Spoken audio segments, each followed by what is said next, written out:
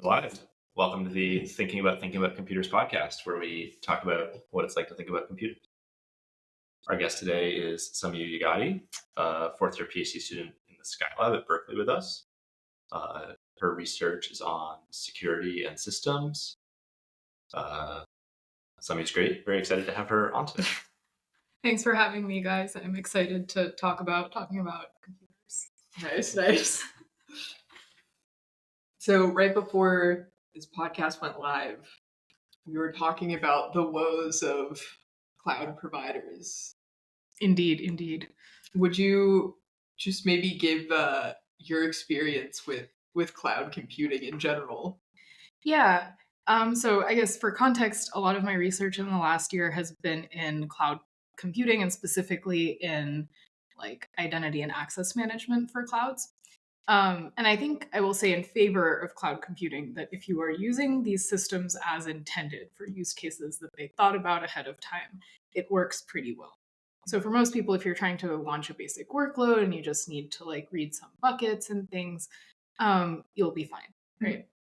I think the problems come up when you are trying to use it in any somewhat complex way or not as intended.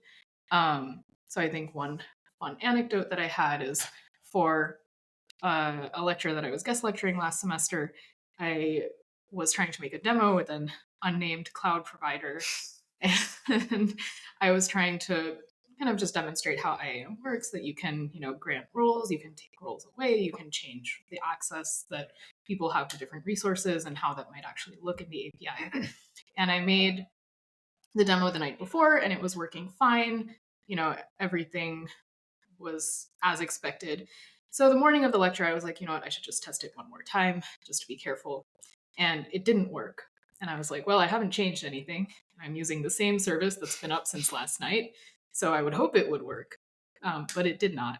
And several hours of debugging later, I found out in time for the lecture that the issue was that the cloud provider had actually changed the permissions required to access the resource I was trying to access, which was just like a storage bucket. And they had changed it literally overnight with no warning, even though it affected an actively running service. And I think that I've also gotten emails about this from the cloud provider where they're like, hey, are you interested in our enterprise solution where you can find out about changes we're making that might affect the security of your system? And at first, when I saw those emails, I was like, who would need this? And then I find out that it's me making a demo for my lecture that needs this service. So I think that's kind of a good encapsulation of cloud services and IAM. It's like, I was able to build the demo reasonably easily. Like it took me a couple hours to figure out that exact cloud provider's like role names and look through the documentation and everything, but I got there. But then it just kind of doesn't work as intended all the time. And there are like random little corners that kind of need patching. And I think that's sort of the space in which my research is and what it gets like affected by as well. So you're going to solve this problem? No.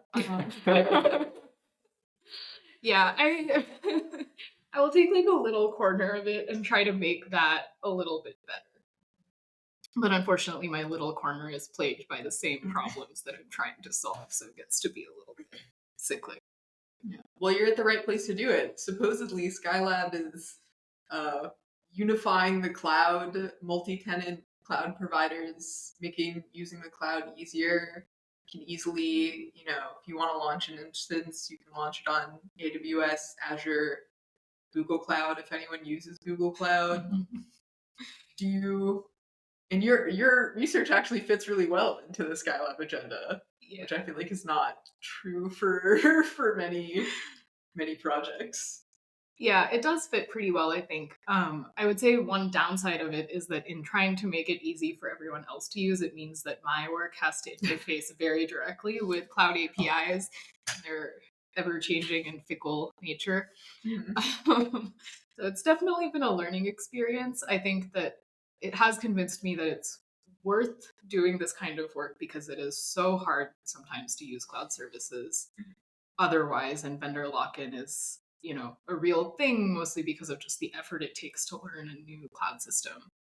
But at the same time, like things like vendor lock-in are what make it hard to build solutions for this.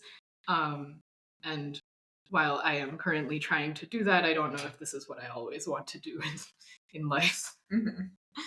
It's a funny problem. Like if you're in the business of trying to make interfaces better for people, you're almost certainly working with a terrible interface yourself. Because that's what motivates you fixing this problem. Yeah. So, how much would you say you like software engineering? Oof, what a question. How much of your job is software engineering? How much of my? I think there are different types of software engineering. I think a lot of my job in the last year has been the particular type of software engineering that involves working with like sort of legacy APIs and trying to make them work together and trying to kind of shoehorn them into new functionality that you're looking for. And I think that can be very frustrating.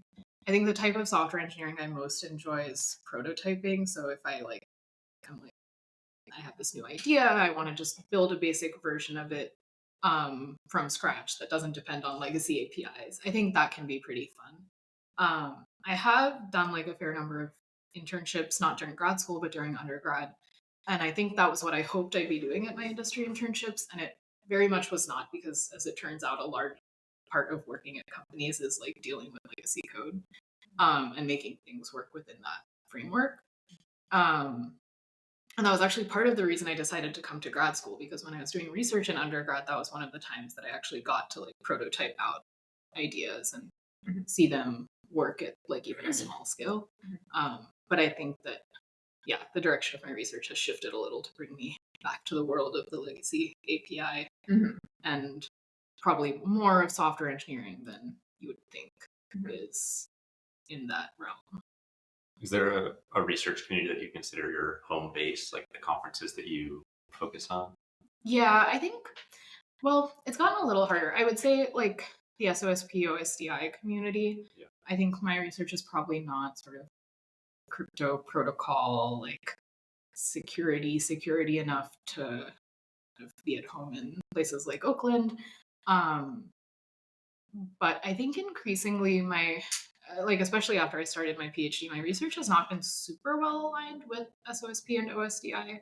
I think that there's been a big shift towards like formal verification, a big shift towards BFT, a shift towards like large scale industry systems as well. And I think the kinds of systems that I work on, like data systems, for example, are not sort of in vogue right now. But I think that's still the community I identify the most with. Yeah, I find that's a very interesting community. I mean, so those two conferences, like, they have operating systems in their name, and like historically we're like the operating systems community, but now call themselves the systems community, and like that's a very broad term. Yeah.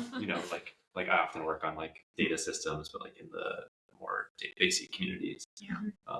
And recently, controversially, someone anonymous, I guess, was like, "Oh yeah, databases, like that's just a subset of systems, like because they're systems, they're the systems community, like we've called it that, so it covers everything." Yeah. How do you feel about that? Do you feel like that community has dibs on all things systems? Like, what is systems? That's actually a good question. I don't know that there's like a simple answer these days. I feel like the systems community, as defined by like maybe OSDI and SOSP, doesn't want ownership of databases. Wow, I don't. That might be even worse. It's even harsher. Not that databases is at all like a bad field of research, but I think maybe it's just like the way that you measure success is quite different, and the types of problems that you try to address are quite different. So yeah, I wouldn't really say that kind of databases is a subset of systems, although like if you're trying to build a database backend, you will most certainly use a lot of systems techniques, and at that point it might be a better fit for a systems conference. But I think a lot of things like formalisms over like equivalences between query processing, for example, like probably wouldn't find broad interest in the systems community.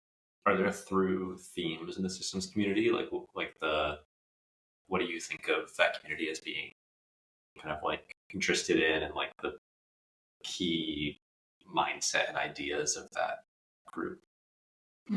That's a good question. I think I think it's changed quite a bit in the last like 10 years or so.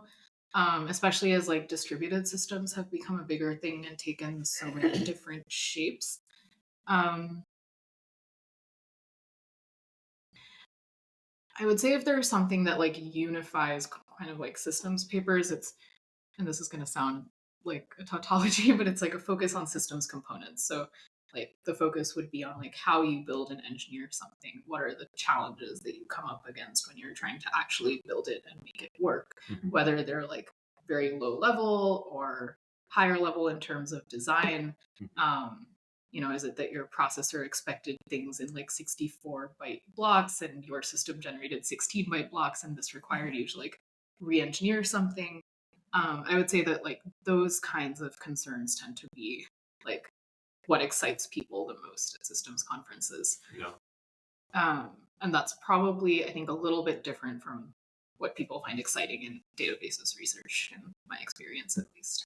Yeah, that makes sense. How do you like see that line between that sort of stuff and I guess there's like the software engineering academic community, which is like a really different sort of community, and then also the like software engineering as a professional discipline, which like often building systems as a software engineer. Like, where do you see the line between? Yeah, I actually think that one of the lovely things about working in software engineering is that when you're talking about like advanced systems development and engineering, like in industry, it's the lines blur a lot with academic work, because I think what can be very exciting in industry is that you're running into real problems, like maybe scale at a scale you haven't seen before, maybe it's like a new type of data, maybe it's like new types of workloads, like people are trying to read things much faster than they were only reading and now they're writing all the time. And it requires you to build different kinds of systems, right? And actually a lot of like seminal papers in distributed systems in particular have come out of industry. So we can think about things like MapReduce or even like memcached. And they're things that you wouldn't necessarily try to solve in academia because you just don't have access to the scale. But at the same time in academia, like people have built on protocols like MapReduce, for example, and like kind of tried to see where they fit in, what other problems they can solve. And so I think one of the things that I like a lot about systems is that I think you can do it almost anywhere, and the software engineering part is like part engineering and part research, regardless of where you're doing the work. Yeah. Do you think that, so you said you've done a fair amount of like internships in industry. I feel like the systems community is, say, oftentimes more tied to like, practical use cases. And do you think that a systems researcher would value a lot from having industry experience? Like, do you think that's really helped you? Yeah, that's a good question. I think it's valuable. I don't know that you need it, but I think it can help a lot. And I think probably more in systems than other sub areas of CS, there are people who will work in industry for 2 or 3 years and then come back to do a PhD. I think the practical experience of trying to like build systems and what types of problems you run into is very useful to systems, because I think otherwise it can be really easy to dismiss some types of problems, like when it comes to tooling or like, oh, this works for like this scale, but not that scale. It's not a big deal. Once you try to actually run it, you'll kind of realize that like maybe it's okay that my system works for one scale and not another, but that's kind of a characteristic or a limitation of the system that I've built. And that sometimes, like with security, especially like in the real world, often the places where security breaks down is like at interfaces of things. So like different components of a service might be secure, but the interfaces between them might not be. So, you store data encrypted at rest, but you forget to encrypt it when you're sending it somewhere else. And now suddenly the attacker can just read your data. Or key management, there have been like so many data breaches lately, right? You're like, yeah, we store our data encrypted at rest. We have one key for the whole database and we give it to all our engineers. And I think those kinds of problems sound sometimes a little bit like unlikely from an academic perspective. You're like, no one would actually do this. When you're trying to deploy this in the real world, you're like, yeah, people would do that. I feel like that's one of the fields where the gap is like really wide between industry and academia security.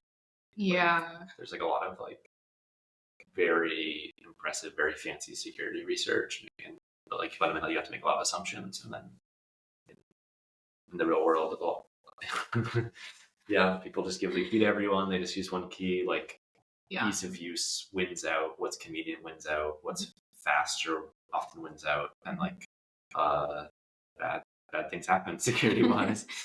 Yeah, absolutely. And I think with security, one of the things that can be a little frustrating from a security researcher perspective is how much companies like use sort of security lingo to convince their customers that there's some kind of value add. So I think like differential privacy had a big moment a few years ago where like some companies are like, don't worry that we're collecting your data, it's differentially private.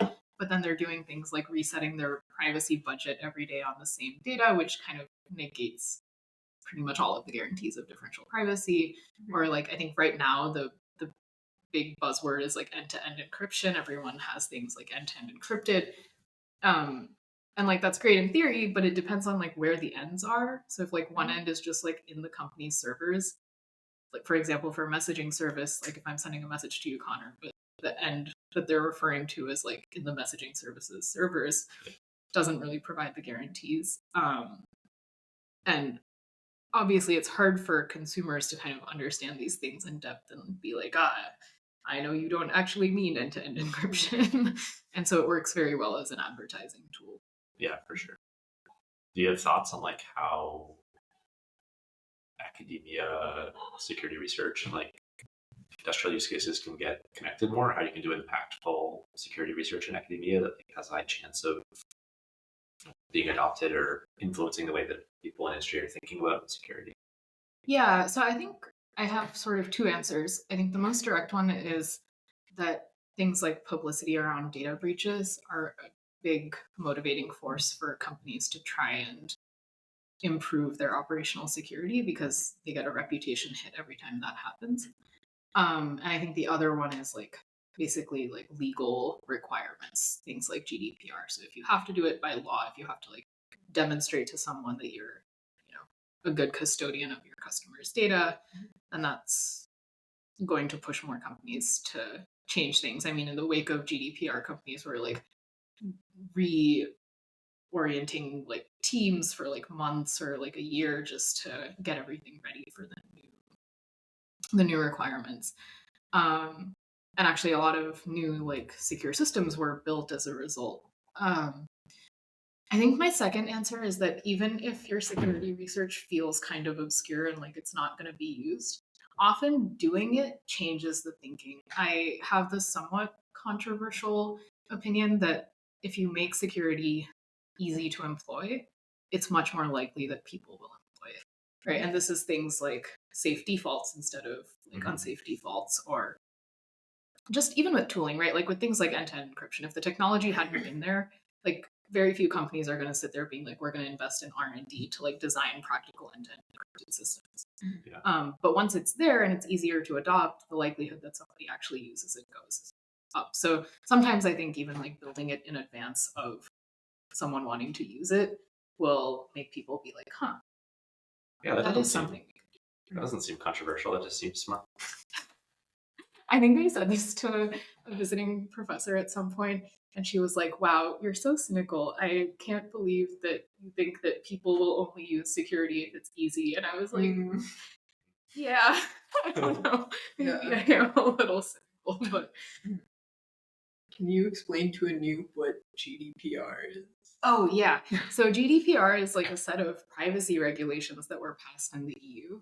And I forget what it stands for, but the basic idea is that for any company that holds your personal data, you should be allowed to see all of the data of yours that they hold and request complete deletion when you close your account. And it seems like kind of a small thing, but actually the reason that it required so much effort in industry to comply with GDPR is that many systems are complex and it's actually quite difficult to track your data through the entire system. So it might be cached in a lot of different locations. It might be like replicated across multiple databases, maybe different services access your data. And so I think the hardest part of like implementing GDPR compliance, both academically and in industry systems, has been just like tracking down all of the data and making it actually deletable. So like not just deleted in your database, but deleted in all your caches and so on. They tried to implement a similar version of it in California, but they kind of did this weird like opt-in thing that doesn't make it as strong of a regulation, I would say. But I think on the upside, because most tech companies right now are US based or have a heavy US presence, like if they're making the change for their European side of the business, then they're going to just implement it in the US as well. So what's your stance on Facebook? Do you think they've gotten more secure? I plead the fifth. Fair enough. Fair enough.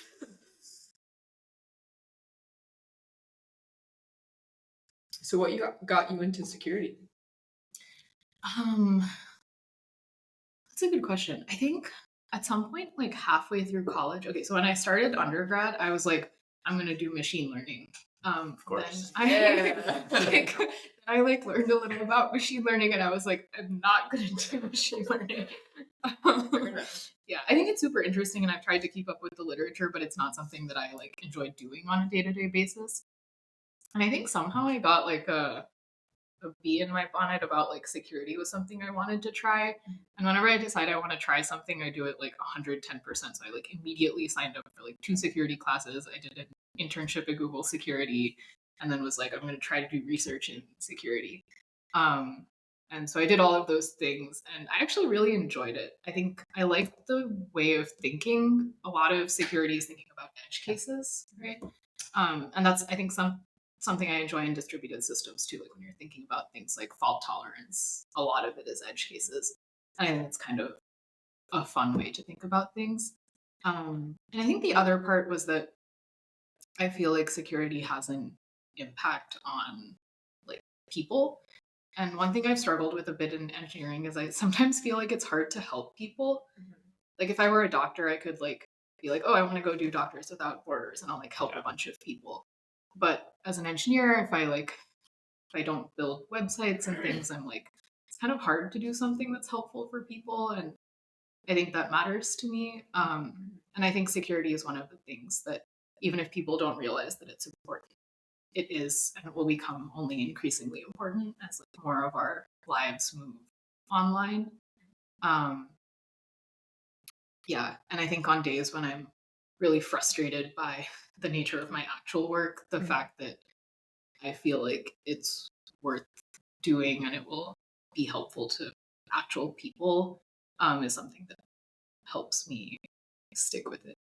That's something I really like about security as well. Like a lot of systems you research, like the use case is some sort of business to business sort of application, like databases. Like a lot of times you're reducing some businesses data storage and query processing bill, right? Yeah. And like it's really nice to have consumer, like human facing impact as well. Yeah. Very mixed opinions on this in machine learning.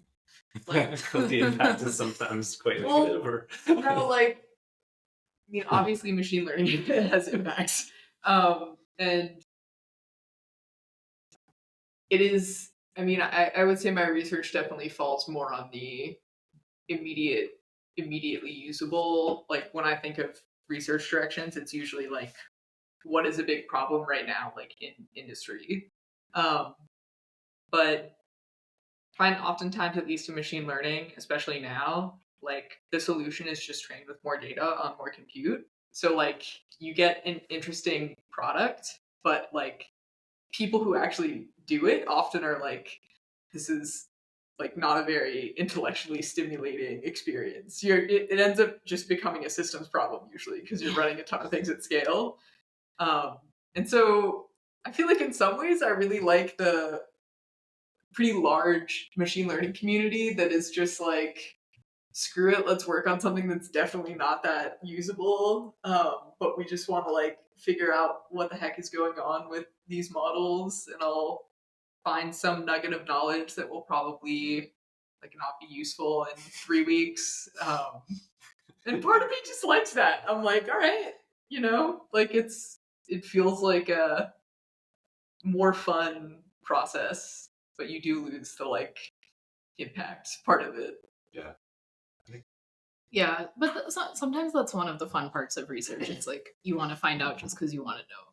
Yeah. People just want to nerd out. Like, Yeah. Yeah. did you was it hard for you picking a research area? And I guess you kind of like fell into security and loved it. Yeah. Yeah, I think picking a more specific area has been challenging. And I think I've fallen into that too a little bit. When I was in undergrad at MIT, the lab that I was doing research at before I graduated, it's called PDOS, and they do a lot of like very classic systems research. I would say they tend to be a little bit trend resistant, and they really like to build things just because they're kind of curious to see how it will turn out or what will happen. And I like that mentality, and I liked doing the work I was doing there at the time, which was actually building a distributed database backend, but like a secure one. I've forgotten the question. Picking a research area, yeah. So I started with that because I had taken the classes. I liked the kind of systems meet security area. And then when I started grad school, I was like, I don't know if I want to keep building distributed database backends. Like maybe security matters a lot to me, but like maybe I like distributed systems more. And I skipped around a decent amount. I tried like different projects. I tried one that was like secure sparse matrix multiplication at scale. I tried working on like BFT, like Byzantine fault tolerance, for a little bit. And then I tried doing like pure, like just plain systems with Ray. And then I was like, no, security matters, and so does the systems part. And I like building more than I like necessarily designing protocols. Like, I think the sort of more theoretical aspects of designing protocols are super cool, but what I enjoy the most is making them real. And so I think that's what I've focused on now in the last like year and a half or so, is like either kind of taking protocols and making them like an actual implementation, trying to solve whatever problems come up when you try to do that, because inevitably they're there. And I guess also broadly like kind of access control for like the new types of problems that arise with the prevalence of cloud computing and the changing ways in which people are using it. But I think the reason I've ended up back at access control, which is what I was doing in undergrad, is that it's like a really nice confluence between kind of security thinking and systems building. That's kind of how I've ended up here. Nice. Yeah, I know like picking research problems is like something that a lot of people struggle with in grad school and in research. Another like big one is like finding people to collaborate with, like people who collaborate in like the style that you want to work in. Yeah. And you've worked with like a lot of different folks over the years. Do you have any thoughts on like how people out there can try and find collaborators and figure out if they're gonna be a good fit for working together? Yeah, that's a great question. I would say I'm not actually fantastic at figuring out how well I'll collaborate with someone before I actually try it. And so I think for me, part of the reason I've worked with different people is sometimes I'll try working with someone and like a lot of things will be positive, but it doesn't feel like it's the best fit for me going forward. I think one thing that I didn't sort of realize when I started out was that for many people, there are not actually a lot of people you'll collaborate super well with. There are probably a lot of people you'll collaborate decently well with, but to kind of have like a really good mesh, I guess, it's rare. And I think that probably the biggest thing I've learned about collaborations is that when you find that, you should do everything you can to keep collaborating with that person, because it's very difficult to replicate. And you might, but there's also no guarantee that you will. But it's also useful to collaborate with different people. You get kind of a flavor of the way different people work on things, whether that's how they pick the problems or what they prioritize in the solution or how much they lean towards impact versus like, I just want to find out why this is happening. And it might also help you figure out what kinds of things you like from that. I feel like I've learned a lot from the different people I've collaborated with, just in their different approaches to research and styles, and like what kinds of things they think are important or not, and just like the meta research of it, of like how do they run meetings, how do they organize things, how do they approach writing a paper and approach setting up experiments and stuff. Like, even though I've had a lot of experiences where I've collaborated with people that like our styles really didn't mesh, I still feel like I took something away from all those experiences, and that like they were doing something that I wanted to add to my own approach. Yeah. No, absolutely. I think it can be super useful both to see what works and what doesn't. I think for me, what I found is that I kind of like bluntness, which might be kind of like a mixed popularity opinion, but I specifically like bluntness when it comes to like work. And I think that there are collaborations where when we talk, it's always like about the work, and there are collaborations where like sometimes people will be blunt, but they're blunt about what they think you're not doing right, or things like that.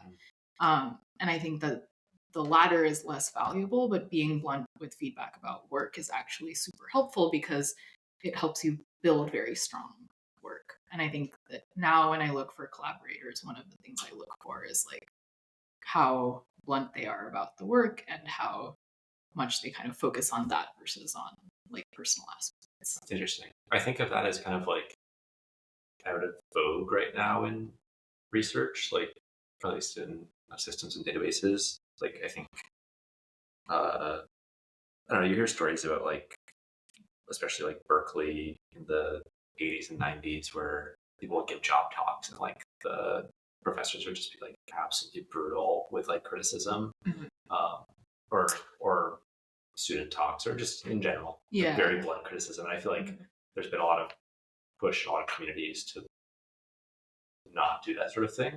Like maybe it's just a different setting as well. Like it's kind of not behind closed doors. Right. I think that does make a big difference. I think that when you're part of the research and trying to kind of make it the strongest research you can, bluntness can be useful. I think if someone is like visiting and giving a talk, at that point, it's probably not going to help them build better research to be super duper blunt. Yeah, or you could just say it in private to them as right, well. Yeah. You know. Yeah, I'm not advocating for being mean to people. I think you should try to be kind.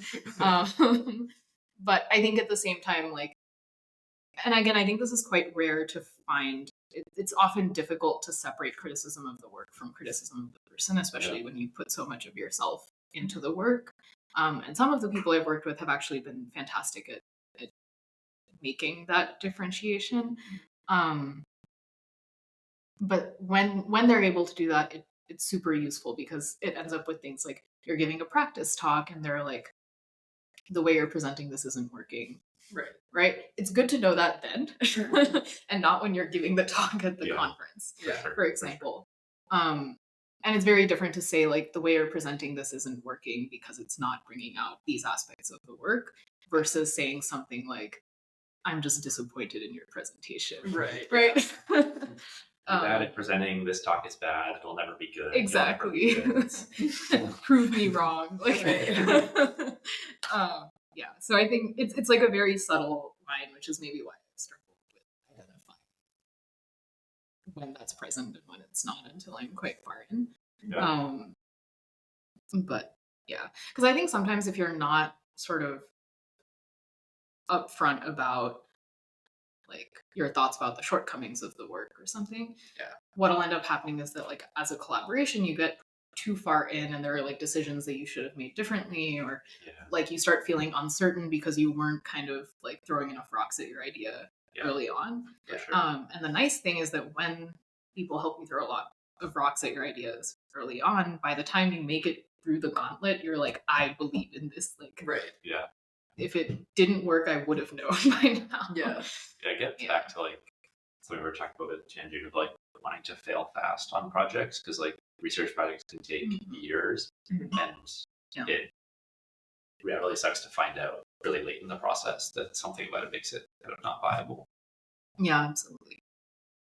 Yeah, I think that's a good way of putting it.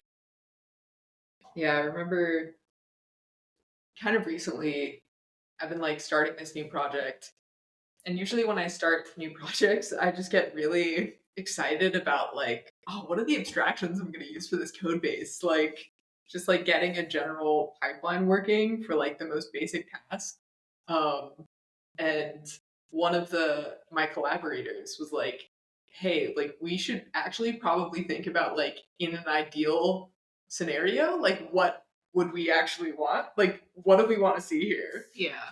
And I realized I didn't have an immediate answer for that. And I was like, oh, maybe I would be spending like dozens of hours building something where I like the best case scenario is, you know, pretty mediocre. Yeah, and it's like you want to be able to have someone at least bring it up so that you're aware of it early on. I will say that as a collaborator, I think it's probably also difficult to like walk that line perfectly. Like I do my best to kind of, you know, even with like undergraduate students that I work with, try to make sure that if I'm saying like, oh, I don't think this works, like I'm trying to keep it like about the work and not being like, you suck. And I hope that I've done a good job of that. Yeah. But I can imagine that like, especially because people do take research very personally, it's like, it's kind of like your baby. It's like, it's an act of creation, right? Like you might think that you're being objective and stuff, but it can come out in a different way. And I'm sure that that has happened too.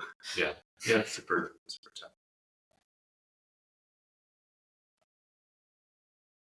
Yeah. It is funny how much like producing research is kind of like making art in a way, because like I don't know, people are always like, "Ooh, artists, they're so sensitive, they're so touched by the world." They like, and I'm like, yeah, researchers are pretty sensitive too. Like we're also creating, also creating things. Also can take it very personally when you don't like our creations. Like, in some ways, it's not that different, but like because we're also like scientists and engineers, there's kind of this veneer of objectivity, I guess. Yeah, I totally agree though. It's like it's a very creative process, like, and like you don't know, these things just like come out of your brain and someone's like, bad brain. Yeah, I mean I do think it's like a lot of creative or artistic professions where I think more so than if you were a software engineer at a company, attacks on your work feel like attacks on your like yourself. Like it's very personally connected to your worth. And you have so much autonomy. Like it's not like, oh, my boss told me to do that. Right. It's like, no, it was me. I decided this on my own. So you're an actual artist. I like to make art. Yeah, I don't think I've ever referred to myself as an artist. I don't really know why, but okay, thanks. So I haven't quite noticed this with like drawing or painting, but I have a theory that there is an unusually high crossover between computer scientists and musicians. Like I know a fair amount of computer scientists who play an instrument, who are quite good at playing an instrument, who like majored in music, like more than I would expect. I would expect the crossover to be relatively minimal. Yeah. Do you think the like CS researcher artist crossover is a thing? Not as much as music, for sure. It's there a little bit. I think that art is also something that is a less academic pursuit than music in a lot of ways. I think a lot of people who are kind of academically inclined also have played music like when they were young and continue it as they get older. I think like visual art, like drawing or painting, is often seen as like a softer option than music in some ways, and so people tend not to do it to begin with. That's like my personal theory as to why I think it's less common. But I think I do meet people who like to do art when, like, even in lab and stuff. Actually, when I was in high school, I worked with this astronomy professor, and he's so into art that he like hosts solo exhibitions of his work. He's like quite good. So I think it's definitely there. And actually, when I started looking for it, I noticed that there are a decent number of like CS professors who also have like art galleries on their like home pages and stuff.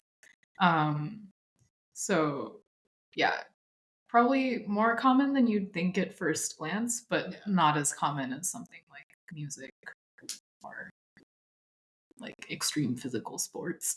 Sure, yeah. Do you feel like this, like, it's like I don't do any visual art. I'm terrible at every possible visual art. Do you feel like doing that stuff like has influenced the way you approach research, or is there like similar skills or anything?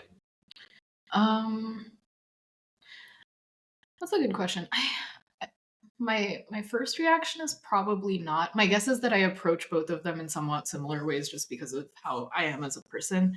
But like one really stark difference that I've noticed is that I'm so much more sensitive about my visual art, even though it's not the thing I do for a living and it's like probably like much less of my identity. I get like very sad if people don't like my like paintings and drawings. And I actually don't show them to most people because of that. Whereas I think with CS, I'm like, this is my job. I want to be as good at this as I can be, and I am willing to take criticism that will make me better. I think with art, I'm like, look, I'm doing this for fun. Right. You didn't have to be mean. Yeah. Yeah. Yeah. But I think creatively, for me at least, they're quite different. They're very rarely like with art pieces, for example, I don't think I'm anywhere near as ambitious as I am with like building out systems. Yeah, I think something that's maybe again like similar in my approach is that like when I do art, I'm very bursty about it. So I'll like make like 3 paintings in a week, or I'll like do a 3 foot by 4 foot canvas because I decided to, and I'm like planking over my painting because I don't have a studio set up. And like, and at the end of the week, I'll be like, all right, it's done, but I'm so tired now, and I don't want to make art for another like 3 months. I think I tend to be a little similar when I'm doing research, where it's like when the muse strikes, so to say, I can do a lot and I really get into it and I enjoy it, and I'm doing the like mental equivalent of planking over a canvas. But then I'm like, all right, I'm done. I'm tired. I need a break. But I think it's easier for me to take a break from like visual art than CS because visual art isn't my job. That said, I don't think I could be a visual artist for a living. Like I don't love it enough to kind of sit there every day continuing to draw, even though my drawings suck. Like I want them to look nice. So What did you think you would do for work if you weren't in computer science? I have kind of thought about this over there. I like joke with people that I have a lot of alternate careers, like nail artist or regular artist. Or Your nail art's amazing. Thanks. You draw like portraits. Like it's so like my little Disney characters. Yeah, and I was like, I could totally charge people for this. My backup like retirement job, because I would need something to do, is leading typhoon tours in Monterey. That's amazing. Because I'm really into animals and stuff. For a little while in undergrad, I was like, maybe I want to go to med school. I don't know. But I think part of the reason I'm still in CS is that I can't think of anything I would rather be doing, which sounds like a romantic thing to say, but like I've really thought about it. I'm like, should I be here? Should I be doing this? And I haven't been able to come up with something I would rather do. So here I am. Do you think of alternative careers, Connor? Yeah, I mean, I think I would like being like a historian, like like history stuff. I think I would really enjoy being like a writer.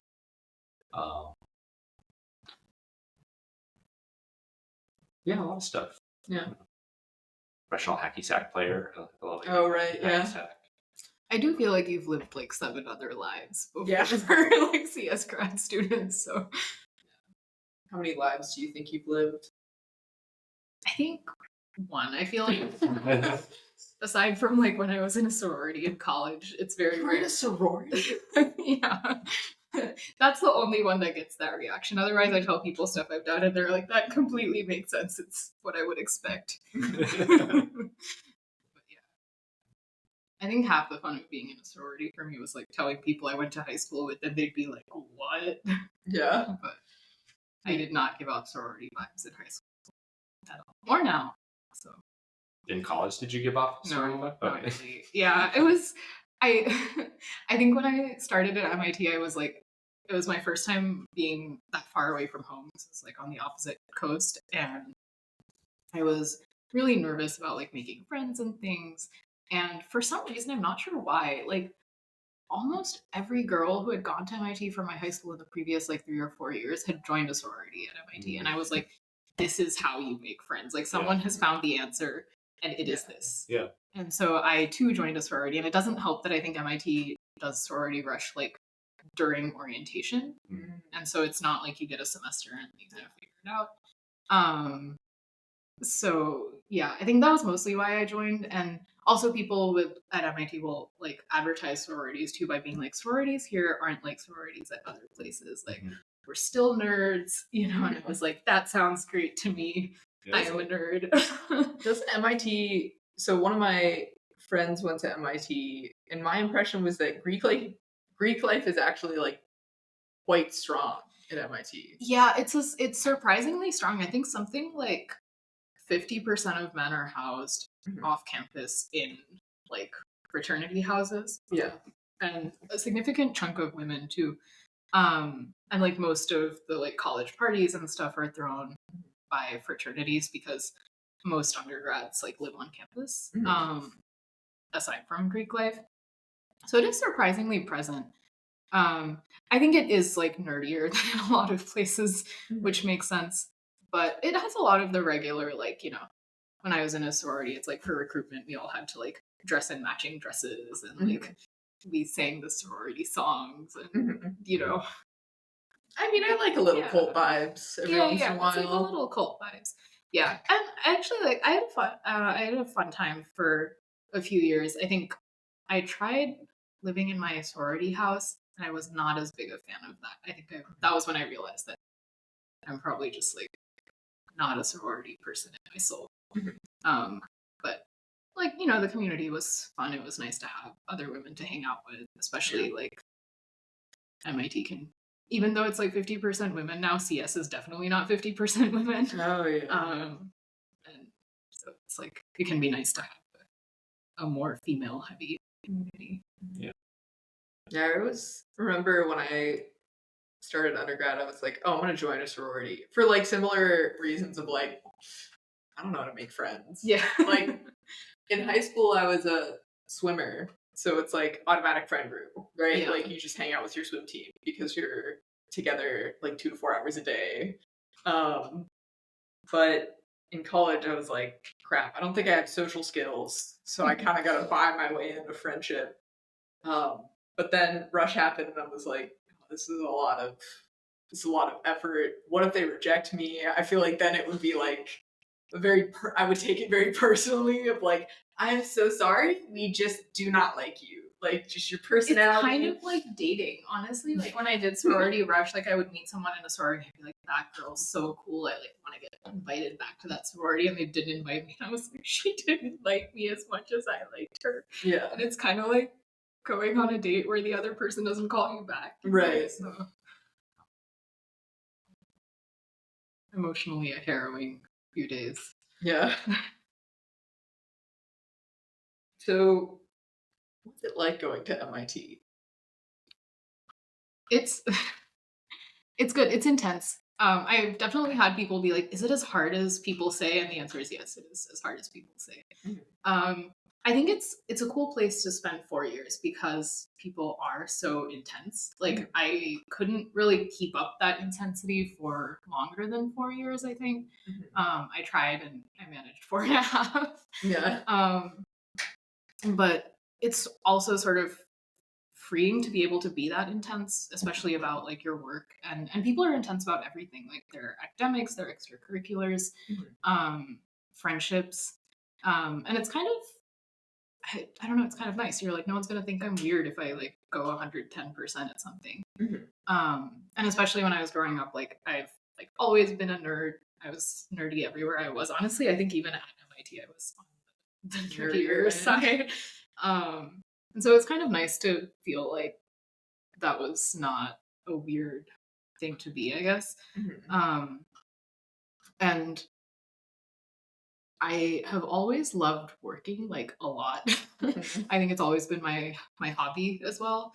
My hobby is working. Which sounds that's been less true in grad school maybe, but for a long time I like it was just what I liked to do the most. Right. And I got to do that like all the time at MIT, and I was in clubs and stuff, and I enjoyed that. But like I think, for example, probably my favorite part of my undergrad experience was the research lab I was in at the end of it. That was also the reason I decided to go to grad school. I think on the flip side, like the intensity can take a toll a little bit. Like I was sick like all the time in undergrad and get like fevers and stuff, and then like I don't know. There was like this one time that was kind of bad that I like was working too much and then I fainted and got a concussion. But oh my god, I recovered after several months, so it was fine. So, and I think stories like that are not actually that uncommon because people will like work until they're like physically give out, right? And that can be a little bit unfortunate as a culture because sometimes people are like, if you have your health, are you doing enough? Right. So there's like good sides and bad sides. I think I really enjoyed the time I had there. And I think if I picked an undergrad again, I would pick MIT, but I would not go back to MIT for more years of undergrad as an adult. Whereas I've heard people from other universities be like, yeah, if you put me back there today, like absolutely would love it. I'm like, no, the 4 years was good, but it was enough. Yeah, I would not go back to Berkeley undergrad. You're currently at Berkeley. I know. Berkeley graduate school is so much different than Berkeley undergrad. Like I had a similar experience where joining a research lab like completely changed my undergrad experience in such a positive way where like my average mood before joining a research lab was like, I don't know, 4 out of 10, maybe. And then after joining a research lab, within like 6 months, it was like 7. Like it was such a drastic change. And it's because I wasn't hanging out with undergraduates. Like the grad students were more chill. There was just, it felt like less competitive. For some reason, I was less stressed. Yeah, I don't know. But Berkeley's a big school. There's like quite a diverse range of feelings, but would not go back to Berkeley undergrad. I think that's like an interesting effect. Like if you're around people who are stressed out, you like stress yourself out. Like I've had this happen. Like in general, like I feel like I'm like not that stressed, but like I was studying for like the database prelims, and like the other people studying like got really stressed out about it, and I was like, oh no, I need to be stressed out about it, and then it was a very stressful experience. But it is really easy to kind of do that. Actually, it was funny. Like I have had a pretty busy time at like with research and stuff these last few weeks, and I'm kind of hit this point where I'm like a little bit in a constant state of panic, but it's like also I'm like doing a lot of work because I'm like panicking if I'm not working, and so working is like kind of a good way to escape the feeling of impending doom. Right. I was like, damn, this is kind of unpleasant. Like, I don't know if I love this. But I realized that I actually spent a lot of undergrad in that state. Yeah. Where I was like working just to escape the feeling of impending doom. Yeah. And I like didn't realize that it was unpleasant because that was just how I felt like most of the time. Now I'm like, well, now that I've lived differently, perhaps this is something for select occasions and not all of the time. Yeah. How does like MIT, I guess, is a very kind of intense environment. How did that compare to your experience growing up in like the Bay Area? Yeah, good question. Both are intense in different ways. I preferred the MIT version of intensity. I think because it was about the work you were doing and less about the outcome. And I think this is like a common theme for me and collaborators and stuff as well. I like it when the focus is on the work and not on the outcome. Yeah, like at MIT, like a lot of times, like even if you were taking harder classes, it was just like really cool to be able to take some of these classes and like learn from the faculty there. A lot of them care a lot about teaching and they teach quite well. MIT teaches everything as if it's engineering, even when it's not. So like I remember I had this like bio lecture my freshman year, and it was being taught by Eric Lander, which is like, you know, perhaps shaded these days, but like it was pretty cool.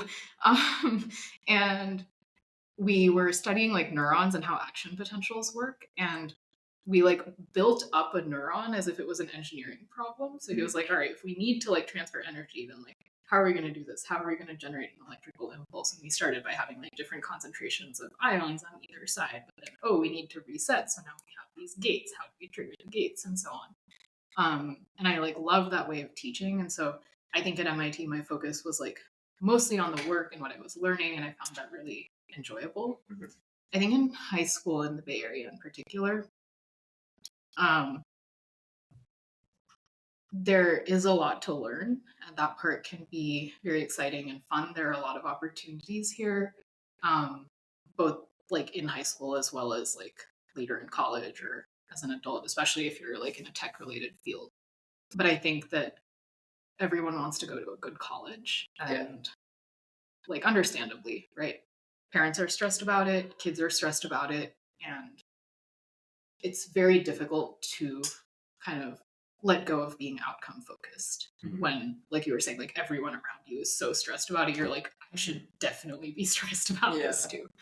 And I don't know that you can escape it. I think it's just so much and so ubiquitous that like it's gonna get to you a little bit if you're in high school or if you have a kid in high school. And I think like when I think about whether I want to stay in the Bay Area long term, it's kind of weighing like the opportunities that you get against kind of the potential cost of the stress.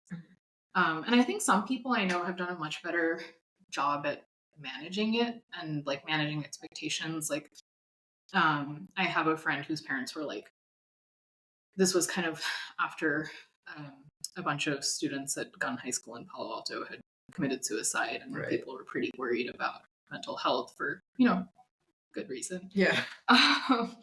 And my friend's parents were like, you know what, it's not worth it. We don't want to risk it. But like, we live in Palo Alto. You're going to go to Gunn. So Gunn instituted this policy where you like couldn't take many AP classes. And a lot of people try to work around it by like going to like Stanford for classes or going to local community colleges and things.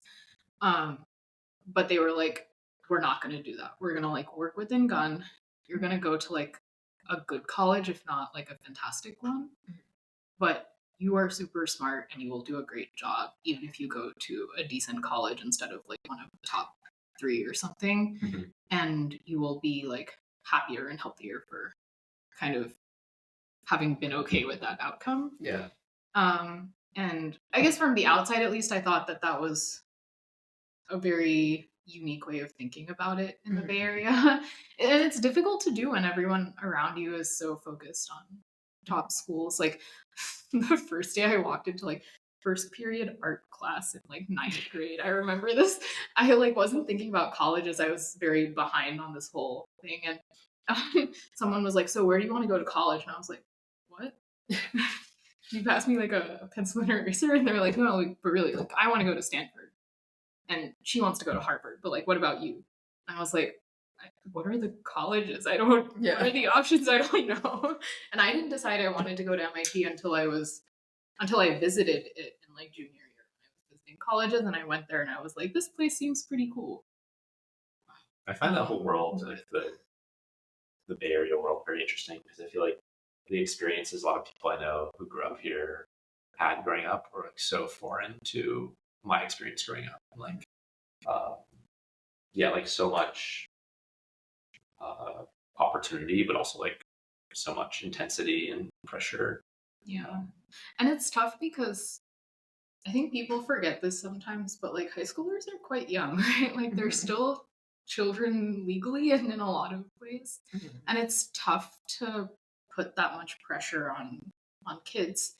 Because sometimes like later in life you have a lot of pressure, but you're maybe more prepared to deal with it. Yeah. And I think it's difficult for like younger kids. And I think high school is one thing. I think one thing that I'm not a big fan of in the Bay Area in terms of raising kids, and I think my parents never did this when I was a child, but they were also like a little late on the whole college hype train, is people will start worrying about what college their kids go to when their kid is like born. Like I've had at internships, a lot of my coworkers were like, oh, like, you know, you're going to MIT, like, how do I get my kid there? And my first question is always like, how old are they, right? And I've gotten answers ranging from like 6 months Damn. to like 6 years old to like in middle school. Yeah. And I've gotten like the weirdest questions about this. Like someone was like, do you think that there's anything your parents could have done to like mess you up less? And I was like, Dang. like in a particular way, or they're like, yeah, I mean, I'm getting my baby an MIT onesie. And I was like, yeah, they never got me an MIT onesie. Yeah, wait, your parents obviously didn't mess you up that much. You went to MIT. Like, yeah, yeah, people get really weird. They're like, given that, you know, you must be somewhat messed up because you made it to MIT. right, yeah. Right, yeah.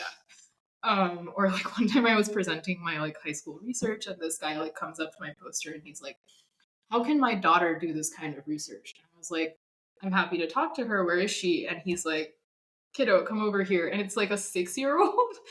Yeah. And I'm like, wait, 10 years. Yeah. Right? Like, I'm all for encouraging kids to be interested in learning and love science. Like, my parents did a lot of that, actually. Like, they really liked doing, like, science and math with me at home. It was kind of, they would make it into a game, and it was fun. I enjoyed learning. But I think, again, like, coming back to this theme of, like, it was always about the learning and not about the outcome. Yeah. And I think when you're worried about your 6-year-old doing, like, high school level research or your high schooler doing university level research, the issue is that you're focused so much on the outcome that it makes it hard to enjoy the learning, right? It does feel weird that I went to high school in Texas, and I say we got, like, I experienced a little bit of that. I don't think to the degree that Bay Area kids experience it, but, like, hearing, like, your experience and maybe the, like, quite extreme people in my high school, it did feel like breeding. Oh, like, you're, like, it's like you're trying to, like, raise...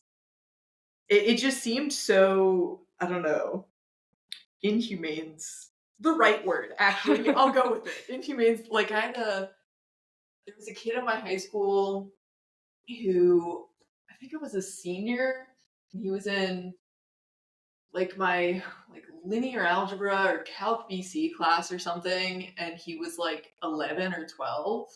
And I was a pretty... Listen, I drank the Kool-Aid. I was like, going to MIT is like, that is the goal. Like, that, you've succeeded at life. Yeah. But I looked at that and I'm like, that's wrong. Like, your parents are making a bad decision. Like, this is just, I cannot see the plus here. Yeah. This is all mind-blowing to me. This is Yeah. not how Yeah. Massachusetts is at Yeah, all. apparently Amherst is just chill vibes. Yeah, it's a small town. It's a chill town. Mhm. Like, yeah, I don't know. There's a lot of like, kind of like hippie vibes, and Mhm. that I didn't experience any of that. I really know anyone who I thought was experiencing any of that. Do you think that is why you are not as stressed out as, I would say, many grad students? Maybe, Mhm. maybe. Definitely, I feel like all of the pressure I experience has always been very internal. Like, never had really external pressure to, I don't know, go to fancy schools or work at Google or anything. Yeah. And it's difficult for parents too because they want the best for their children, obviously. And they also get caught up in this thing of like everyone is worried so much about it. I feel like I should be too. And like when you have a baby and everyone at your mommy and me class is talking about like how to get them into Stanford or Harvard or whatever, I can imagine that you would start worrying about it too.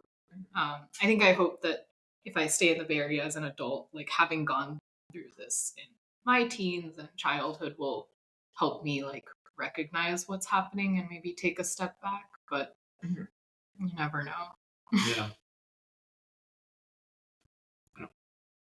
It's crazy how many totally different places there are in the US as well, like how wildly different the experience is growing up in Palo Alto versus wherever else. Yeah, for sure. Even from city to city in the Bay Area, like Gun High versus like Los Altos High versus like Monte Vista and Cupertino versus Lynbrook also in Cupertino. They're like very different experiences because it's like a little bit of an arms race. Like once one set of kids or their parents decides like we're gonna make this the bar, everyone feels the need to catch up. And if someone hasn't done that yet, then everything is like a little more chill. But if people have, then everything is a little bit less chill. Yeah. I feel like even within high school, like I remember like my high school had like two pretty distinct tracks of like the AP kids and the non-AP kids. And it was to a point where like you would never interact with each other. Like to be fair, my high school was also quite large. But I remember during like graduation and a couple of times I would meet these people I've never seen them before. And I just hear about, their life and their day and I'm like, we are living two different lives. Like they're like, yeah, I don't know, me and my friends, like, we might do homework, but we'll probably just go to the mall and like hang out for a couple hours. And I'm like, it's a Tuesday. Like, what's happening? I was Yeah, well, I was definitely doing homework. But yeah, it is weird how much that ecosystem I think affects you. Like even like my siblings, my brothers definitely hung out with a very different crowd than me and my sister, who were, I think, hung out with like the more like stressed out, trying to go to a good school crowd. And my brothers, one like hung out with like the marching band kids. Yeah. And I feel like our priorities were really formed. Both my brothers are musicians and spend a lot of time focusing on like their personal relationships. And me and my sister, not to say that we don't focus on our personal relationships, but are definitely much more career oriented. Yeah, that's fair. Sometimes you can also get like typecast into it a little bit, I think. Like when I was in high school, like I was nerdy, but again, like because I just really like learning and I just enjoyed doing it. And it turns out that like that can often lead to good grades.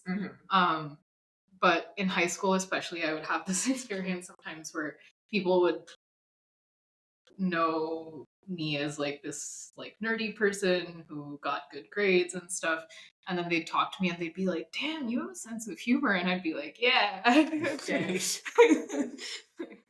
I can be fun, okay. Yeah, which is always like, it's kind of like a type of cognitive dissonance, I guess, because I think of myself as being like reasonably funny, and I think most of my friends think I'm pretty funny, but if you haven't talked to me, like I'm like, wow, from the outside I seem humorless. That's like wild. Yeah. We think you're very funny. Yeah. Thank you. Comedian of Skyline. Waiting for your next stand-up set. Yeah. Yeah, it is weird how perception really matters. Like, I feel like I was very much not perceived as a smart person in high school, which I think is partially a lie. It was more like the people I hung out with were just very smart. And so I was like, kind of just didn't see myself as a smart person. I was like, wow, it takes me so long to understand what's going on. Like, I just really don't get it. And then I went to college and somehow was like more typecast into this like, oh, like you focus on school a lot. And it was so strange to me. Like it was like, why are you coming up to me for homework help? Like, I don't know what's happening. Like, but and Connor was the vigilante. How was your typecast in high school? I don't know. There was definitely like a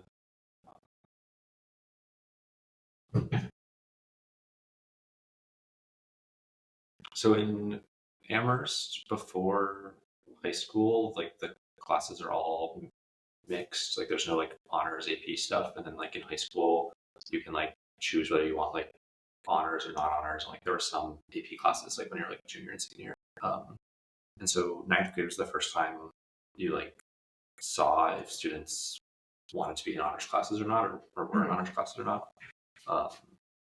And so yeah, I like took all whatever the hardest classes were that I could take. And I think I probably surprised a lot of people. Yeah, I don't know, but like I was like ahead in math at that point, and probably that made people think I was good at math. I don't know. So you say you really like going 110%, really love working. Your hobby is work. Do you feel like this has stayed the same over time? That's a good question. I think that's become less true a little bit while I've been in grad school. I've always had a lot of hobbies that are not work as well, like painting or reading or I don't know, having friends and things like that.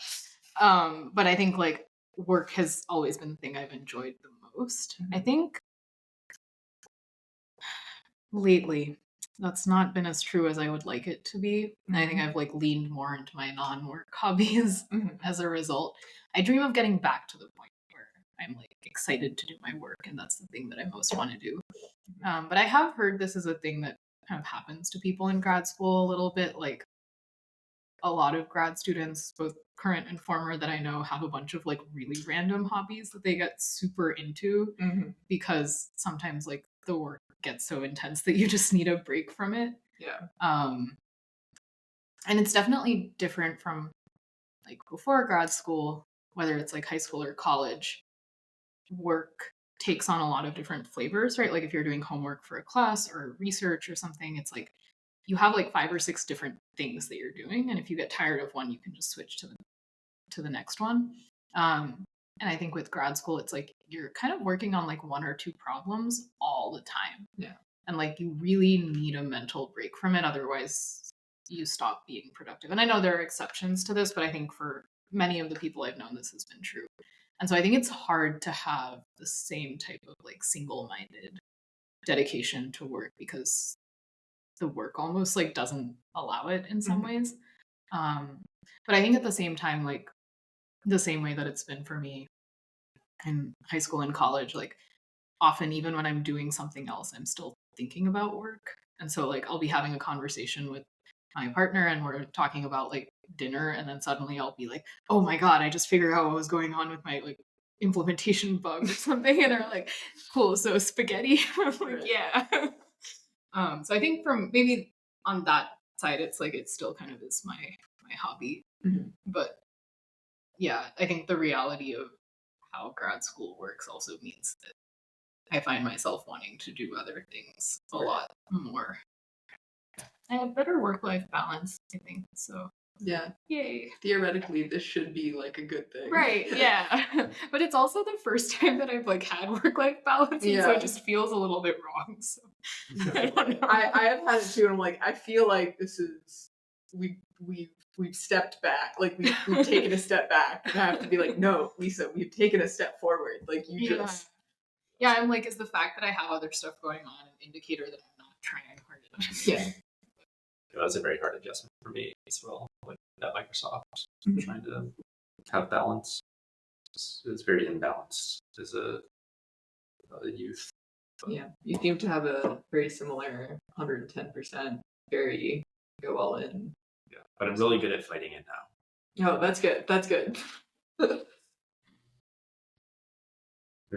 coming up on the hour. Do you have any closing thoughts, advice for people out there thinking about going to grad school or People in stressful Just- high schools. yeah? Okay, for people going to grad school, no matter how much you like try to research how grad school will be by like reading online and talking to people and stuff before you commit, it is almost certainly not going to be what you had predicted. Mhm. So just roll with it. And regardless of how well you're doing, there will almost certainly be times that are tough. I think people told me this when I was thinking about grad school, and I was like, I've been through tough stuff, but I just didn't know. Yeah. So there's that. But probably also you will make it through it. So that's something to look forward to. For people in stressful high schools, I think again the maxim of this will pass is a good one to hold on to. And also like keep trying to do things you like. I think that's been my guiding thing throughout my life is like I try to find stuff I enjoy doing and then do more of that. And then if it's too much, I like dial back and find other things I like doing. And for me that works really well because I'm not super externally motivated. So if you two are like that, then doing stuff you like will probably work out too.